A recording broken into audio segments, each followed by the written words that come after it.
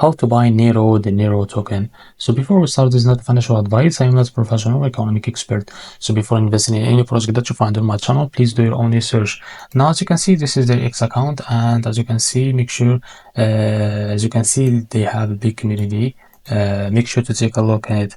Now, after that, to be able to buy this token is by going to CoinGisco platform and find the NEIRO token. Now scroll down until you find this address. Now copy it and make sure that this address is under the Ethereum network. Now go and open your Bitkit wallet. This is the best choice to buy this token.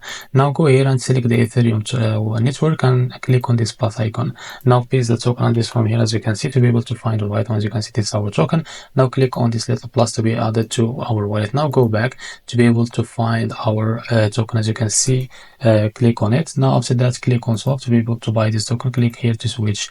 Now after that, select here the crypto that you want to buy with. For example, USDT. Make sure you have enough USDT on your wallet to be able to buy this NEIRO token.